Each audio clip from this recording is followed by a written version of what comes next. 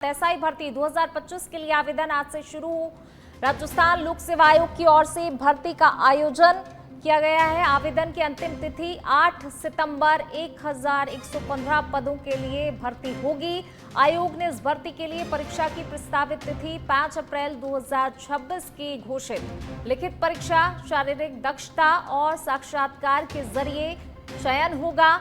इससे पूर्व 2016 और 2021 में एसआई पदों पर भर्ती आयोजित की गई थी। 2016 में मात्र 330 पदों के लिए वैकेंसी आई थी। 2021 में 859 पदों के लिए वैकेंसी आई थी और इस बार सर्वाधिक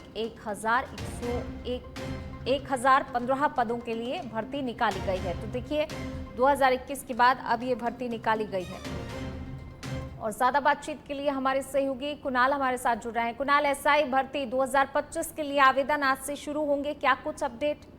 देखिए, आपको बता दें कि सब इंस्पेक्टर भर्ती 2025 जो कि पिछली दो भर्तियों की तुलना करें, 2016 में जो भर्ती निकली थी वो 330 पदों पर निकली थी और 2021 की बात करें तो 859 पदों पर भर्ती का आयोजन किया गया था। इस बार जो है सरकार ने 1015 पदों पर भर्ती जो है निकाली है। बड़ी भर्ती इसको कह सकते हैं, जिसके लिए आवेदन की प्रक्रिया है वो आज से शुरू हो जाएगी। जो अभ्यर्थी आवेदन करना चाहते हैं वो 8 सितंबर तक जो है आवेदन कर सकते हैं। इसको लेकर जो है लगातार जो युवा है उनमें उत्साह देखने को मिल रहा है। चयनित ये जो परीक्षा होगी, ये चयन जो होगा वो लिखित परीक्षा होगी, उसके बाद शारीरिक दक्षता होगी और उसके बाद साक्षर जो है होंगे। इसकी जो प्रस्तावित तारीख रखी गई है वो जो 2026 अप्रैल में इस परीक्षा की जो है संभावित तारीख रखी गई है और इसके लिए जो आरपीसी है उसने जो तमाम तैयारियां हैं वो पूरी कर ली है, जिसके लिए आवेदन प्रक्रिया आज से शुरू हो रही है। जी शुक्रिया कुणाल इस तमाम जानकारी को साझा करने के लिए। तो बिल्कुल देखिए आवेदन प्रक्रिया आज से शुरू होगी। 1015 पदों पर वैकेंसी निकाली गई है। इससे पहले 2021 में जो है निकाली गई थी, तब 859 पदों पर वैकेंसी निकाली गई थी। चलिए बढ़ेंगे आगे, अब बात करेंगे मौसम की। प्रदेश में मानसून कमजोर पड़ा है। बीते 8 दिन में महज 17.53 मिलीमीटर पानी ही बरसा है। 31 जुलाई तक 84.71% ज्यादा बारिश थी। अब 56% कम बारिश दर्ज की गई है। मौसम विभाग का मानना है एक हफ्ते और करना होगा इंतजार। जुलाई के मुकाबले बारिश का ग्राफ 28% तक लुढ़का है। जून में ये 111.95%, तो जुलाई में 84.71% जो है राहत बरसी है। 15 अगस्त से नया सिस्टम डेवलप होने से मॉनसून फिर सक्रिय होगा। वहीं प्रदेश के पूर्वी जिलों में कहीं कहीं तेज बारिश के आसार बन सकते हैं। अगस्त के आखिरी 2 हफ्ते में सामान्य से ज्यादा बारिश की संभावना जताई गई है।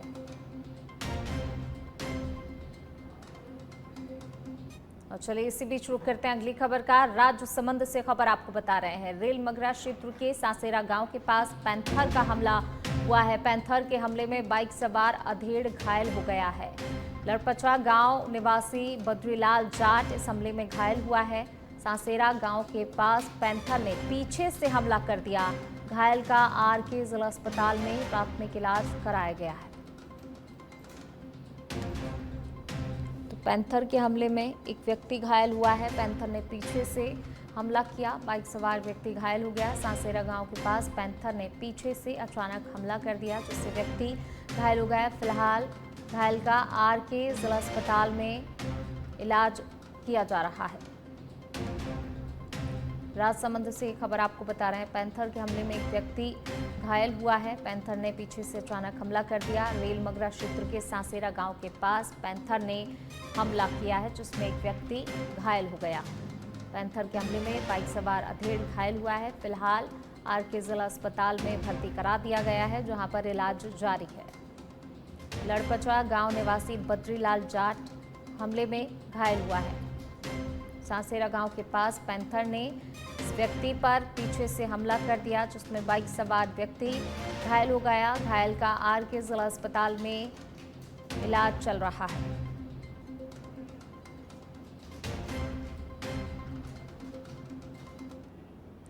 वहीं मेरठा सिटी के रियानबड़ी क्षेत्र से एक बड़ा प्रशासनिक घटनाक्रम सामने आया है। रियानबड़ी के एसडीएम सुरेश कुमार को एपीओ किए जाने के आदेश के बाद क्षेत्र में ग्रामीणों के तहत खुशी जताने का वीडियो सोशल मीडिया पर तेजी से वायरल हो रहा है। संयुक्त शासन सचिव डॉक्टर धीरज सिंह के तहत जारी आदेश के अनुसार आरएएस अधिकारी सुरेश कुमार को प्रशासनिक कारणों से आगामी आदेश तक के लिए पदस्थापना आदेश की प्रतीक्षा में रखा गया है। इस अवधि में उन्हें अपनी उपस्थिति कार्मिक विभाग में देनी होगी। रियानबड़ी कस्बे में जमकर आतिशबाजी की गई और लोगों ने सड़कों पर उतरकर अपनी खुशी का इजहार किया। और तस्वीरें देखिए किस तरीके से जो है ग्रामीणों ने खुशी मनाई है, आतिशबाजी करके खुशी का इजहार किया है। इनके द्वारा जोरदार आतिशबाजी की गई। रियानबड़ी एसडीएम सुरेश कुमार जो है एपीओ हुए, ग्रामीणों ने खुशी मनाई और अब इसका वीडियो भी सोशल मीडिया पर तेजी से वायरल हो रहा है।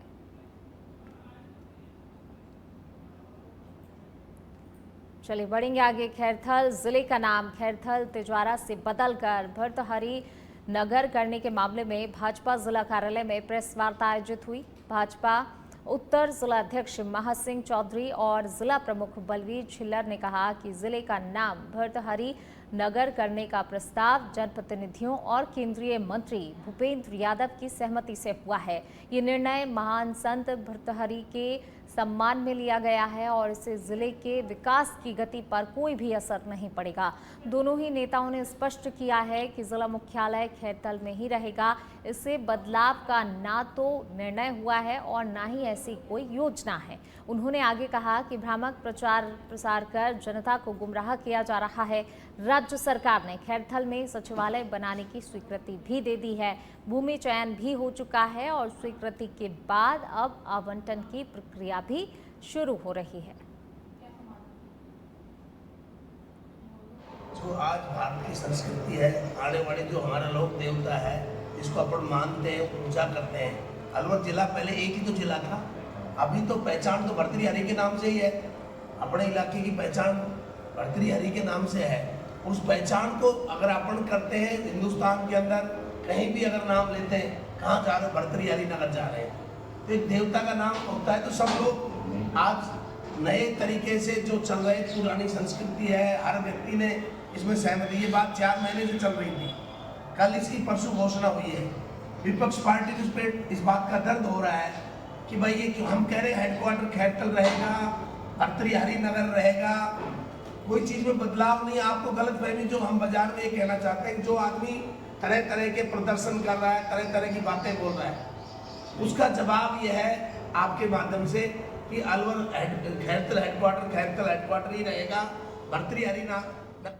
चलिए बढ़ेंगे आगे, बात करेंगे अगली खबर की। डी के कामा थाना क्षेत्र के गांव उधाका में 2 सगे भाइयों के बीच रास्ते में पानी की निकासी को लेकर झगड़ा हो गया, जिसमें छोटा भाई और उसकी पत्नी घायल हो गई। झगड़े की सूचना मिलने पर पुलिस ने मौके पर पहुंचकर घटना की जानकारी लेते हुए मामला शांत कराया गया और दोनों ही घायलों को कामा सीएचसी में भर्ती भी कराया गया, जहां से चिकित्सकों ने गंभीर रूप से घायल व्यक्ति को भरतपुर आरबीएम रेफर किया है।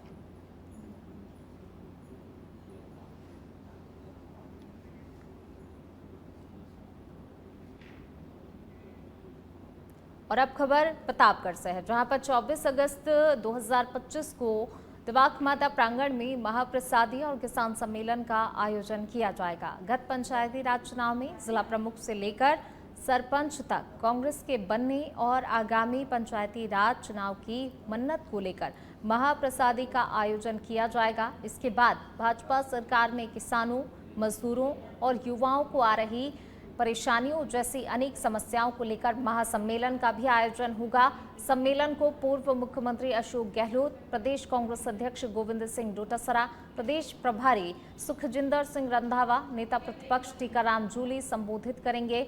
तो वहीं कार्यक्रम को लेकर पूर्व विधायक रामलाल मीणा सहित कई पदाधिकारियों ने सभा स्थल का भी जायजा लिया। आज मैं आया हूं मां दिवाक के चरणों में और 24 तारीख को दिवाक माता के अंदर बहुत बड़ा प्रोग्राम आयोजित होने वाला है, जिसमें अशोक जी गहलोत साहब, गोविंद सिंह जी डोटासरा साहब, टीकाराम जी जूली साहब, रंधावा साहब और सीपी जोशी साहब ये यहाँ पधारेंगे। क्योंकि 2 साल से भारतीय जनता पार्टी का शासन आया, उस दिन से न किसानों की सैलरी, न मजदूरों की कोई गांठ रहा है, न युवाओं के के ऊपर ध्यान दिया जा रहा है और प्रशासन बिल्कुल गुंडागर्दी पे उतर गया है। कहीं बच्चों के साथ मारपीट हो रही है, कहीं चोरियां हो रही, कोई पकड़ नहीं पा रहा है। तो किसानों को यूरिया नहीं मिल रहा है, खाद नहीं मिल रहा है और जहां फसलें बुआई नहीं हुई वहां मुआवजा नहीं दे रहे हैं। इन सभी बातों को लेकर के अधिकारियों के पास जावे, ना एमएलए सुन रहा है, ना मुख्यमंत्री सुन रहा है, ना मंत्री सुन रहा है। तो हमने ये प्रण किया है कि माता जी के चरणों में ये सब। चलिए बढ़ेंगे आगे और अब बात करेंगे झुंझुनू की, जहां शहर के इंदिरा नगर इलाके में स्थित CKRD अस्पताल में इलाज के दौरान एक नवविवाहिता की मौत हो गई। परिजनों ने चिकित्सकों पर ओवरडोज और लापरवाही का आरोप लगाते हुए अस्पताल के बाहर जोरदार प्रदर्शन भी किया। काफी देर तक हंगामा चला। हंगामे के बाद धरने पर लोग बैठ गए। परिजनों ने आरोप लगाया कि ओवरडोज इंजेक्शन और डॉक्टरों की लापरवाही से मौत हुई है। युवती की मौत के बाद परिजन आक्रोशित हो गए। अस्पताल प्रशासन और चिकित्सकों के खिलाफ कार्रवाई की मांग भी की गई।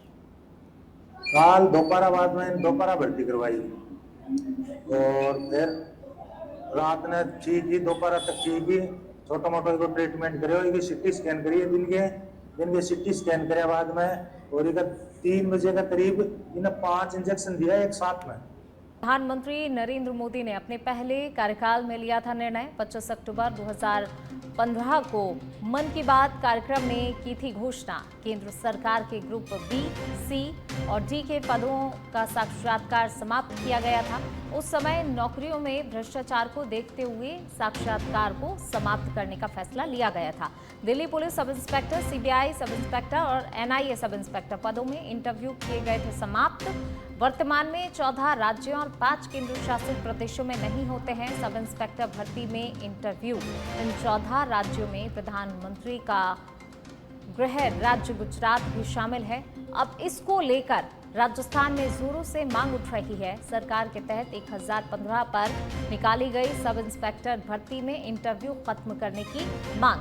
CM भजनलाल शर्मा से युवाओं ने मांग की है।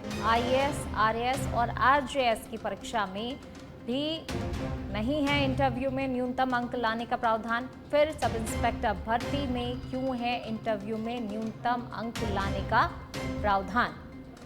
ये तमाम सवाल खड़े हो रहे हैं। देखिए, छात्रों के द्वारा मांग भी की जा रही, जो अभ्यर्थी हैं उनके द्वारा। और ज़्यादा जानकारी के लिए हमारे सहयोगी कुणाल हमारे साथ जुड़ रहे हैं। कुणाल, जिस तरीके से जो है पहले कार्यकाल में प्रधानमंत्री नरेंद्र मोदी ने फैसला लिया था इंटरव्यू ना लेने का, अब इसको लेकर राजस्थान में भी मांग की जा रही है। क्या कुछ जानकारी इस पूरे मामले को लेकर? आपको बताएं कि 25 अक्टूबर 2015 को मन की बात कार्यक्रम में प्रधानमंत्री नरेंद्र मोदी ने एक बड़ी घोषणा करते हुए बेरोजगारों को सौगात दी थी। उन्होंने अपने इंटरव्यू में, जो मन की बात कार्यक्रम में, ये कहा था कि जो भर्तियां होती हैं, छोटी भर्तियां होती है, उसमें इंटरव्यू में भ्रष्टाचार देखने को मिलता है। ऐसे में जो केंद्र की ग्रुप B, C और D में जो साक्षात्कार होते हैं, इंटरव्यू होते हैं, उन्हें खत्म कर दिया गया था। इसके अलावा अगर हम बात करें तो 14 राज्यों और वह 5 केंद्र शासित प्रदेशों में भी जो सब इंस्पेक्टर भर्ती है उसमें इंटरव्यू का प्रावधान नहीं है। ऐसे में अब राजस्थान में भी जो है मांग उठ रही है कि सब इंस्पेक्टर भर्ती में जो इंटरव्यू होते हैं उसको समाप्त किया जाए। साथ ही इंटरव्यू में जो न्यूनतम मार्क्स लाने की, अंक लाने की बात है, उसको भी जो यहाँ पर खत्म किया जाए। क्योंकि पिछले दिनों जिस तरह से देखा गया कि इंटरव्यू में फर्जीवाड़ा होता है, जो लोग गलत तरीके से आते हैं और उसके बाद इंटरव्यू में साठगांठ करके पास हो जाते हैं। ऐसे में जो फैसला केंद्र की भर्ती में प्रधानमंत्री नरेंद्र मोदी द्वारा अपने पहले कार्यकाल के दूसरे वर्ष में लिया गया, ऐसे में अब मांग हो रही है कि राजस्थान में भी इस तरह का निर्णय जो है भजनलाल सरकार द्वारा लिया जाए। जी, शुक्रिया कुणाल इस तमाम जानकारी को साझा करने के लिए।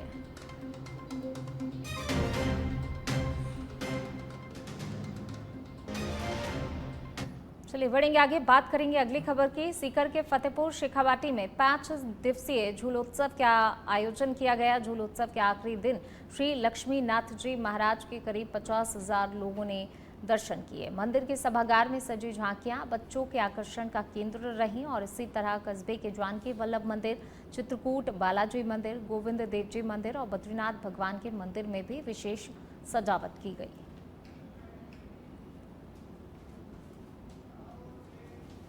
कोटा जिले के गुमानपुरा थाना क्षेत्र स्थित टाइगर बार में दबंगई का नजारा देखने को मिला। जी हां, बार संचालक नरेंद्र पुरी के अनुसार कुछ युवक बियर पीने के बाद भुगतान करने से बचने लगे। स्टाफ ने जैसे ही पैसे मांगे, आरोपी भड़क उठे और बार के अंदर हंगामा करने लगे। आरोपियों ने काउंटर पर रखा हुआ सामान भी तोड़फोड़ कर इधर उधर फेंक दिया। अचानक मचे बवाल से ग्राहकों में अफरा तफरी फैल गई। वारदात बार में लगे सीसीटीवी कैमरे में कैद हो गई, जिसमें आरोपी धमकी भरे अंदाज में तोड़फोड़ करते और माहौल बिगाड़ते हुए नजर आ रहे हैं। इस पूरी घटना के बाद स्थानीय व्यापारियों में रोष व्याप्त है और उन्होंने पुलिस से सख्त कार्रवाई की मांग भी की है। गुमानपुरा थाना पुलिस ने फुटेज के आधार पर आरोपियों की पहचान शुरू कर दी है।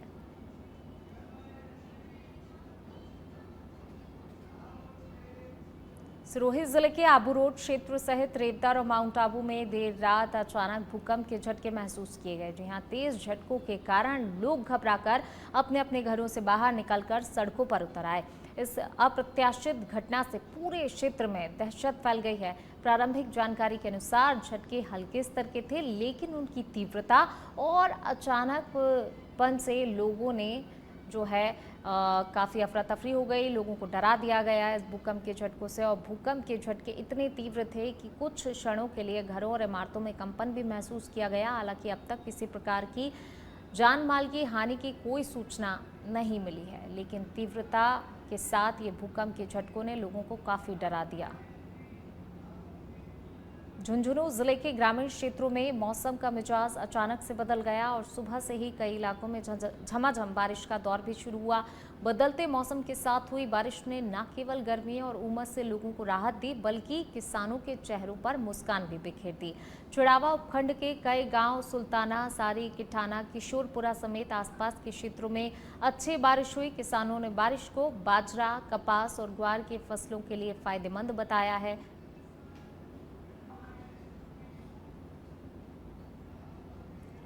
चलिए बढ़ेंगे आगे बात अगली खबर की। जयपुर के चोमू से बड़ी खबर आपको बता रहे हैं। निजी स्कूल की बस में अचानक से आग लगी है। दमकल की तत्परता से स्कूल बस में लगी आग पर काबू पाया गया है। एएफओ जय जांगेड़ और दमकल कर्मियों की सतर्कता से ये बड़ा हादसा टला है। रिंगस रोड पेट्रोल पंप के पास बस खड़ी थी। आग के कारण स्कूल बस जलकर राख हो गई।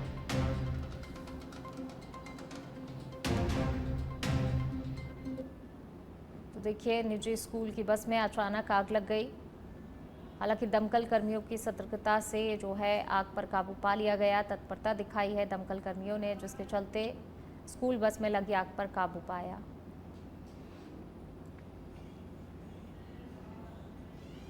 झुंझुनू के चिड़ावा कस्बे में कोट रोड पर जिला सैनिक कल्याण कार्यालय के पास ऑटो से 9,000 रुपए चोरी होने का मामला सामने आया। नकदी चोरी कि ये घटना पास में लगे हुए सीसीटीवी कैमरे में कैद हो गई, जिसमें एक व्यक्ति ऑटो से नकदी चुराता हुआ दिखाई दे रहा है। जानकारी के अनुसार चिड़ावा कस्बे के वार्ड 40 निवासी ऑटो चालक और अनिल शर्मा किसी काम से कोट रोड स्थित एक ई मित्र दुकान पर गए हुए थे। पीड़ित शर्मा ने अपना ऑटो बाहर खड़ा किया और खुद दुकान के अंदर चले गए। उन्होंने देखा कि एक युवक उन्हें देखकर ऑटो के पास से भाग रहा है। बाद में जब शर्मा ने ऑटो का गल्ला संभाला तो उसमें रखे हुए 9,000 रुपए गायब मिले। पीड़ित ने चिड़ावा पुलिस थाने में रिपोर्ट दर्ज करवाई है। पुलिस फुटेज के आधार पर आरोपी युवक की तलाश में जुट गई है।